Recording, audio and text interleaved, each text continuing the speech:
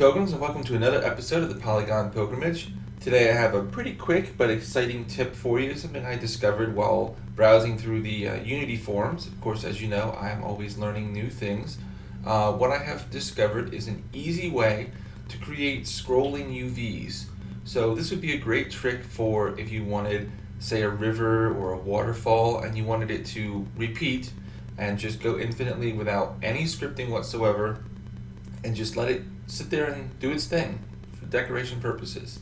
So what we have here today is, if I go to my game view, I have a background plane and I have another plane with my standard UV checker pattern applied to it, and we're going to scroll this because it does tile infinitely in all directions. So how do we accomplish this? It's actually really simple. You just select your plane that you have your material, right now it's just a texture, applied to. And what we're essentially going to do is we're going to animate this offset. So right now you can see it's at 1 because I was just testing it. Now it's at 0, you shouldn't see a difference, but if I were to scroll this manually, you see this is the effect we're going for. Okay?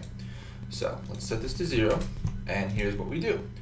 You select your object, and I just have to move, there it is. Select your object and say Window, and we want Animation. And this comes up. And it will say, to begin animating plane 1, that's the name of your object, create an animator and add an animation clip. And I say, okay, let's go ahead and create that. Create it, we have to call it something. So I'm going to say scrolling UVs and click save. And you'll notice this is saving to your current project. You say save, and now we have this. And anyone who has done any computer animation before, this should look very similar. This is a time scale. You start at 0 and you work your way up through 30 frames all the way up to 1 second here.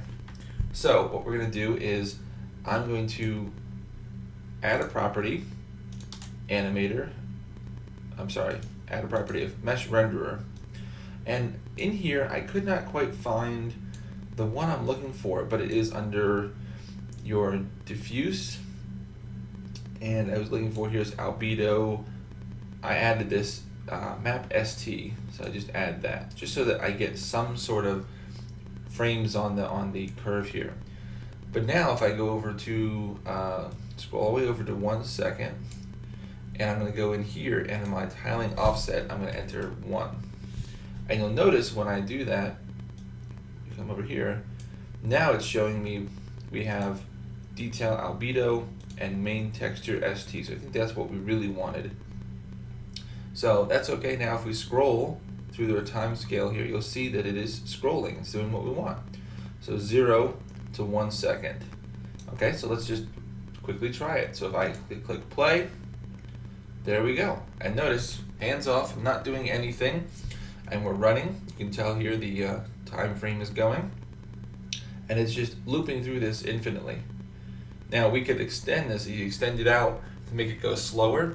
You would extend this out to 2 or 3 or 4 seconds, and it will loop every 2 or 3 or 4 seconds because it will go all the way through, If you go back to, let's see if we can, there's a way to separate those. If I go to game and say uncheck maximize, now if I hit play, but I go over to my scene view, you can see here the offset is changing every frame.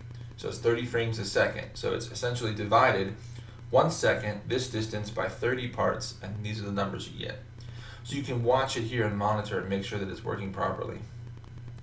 And in this play mode, I can actually change some of my values in real time here and see what they look like. So you can adjust all these.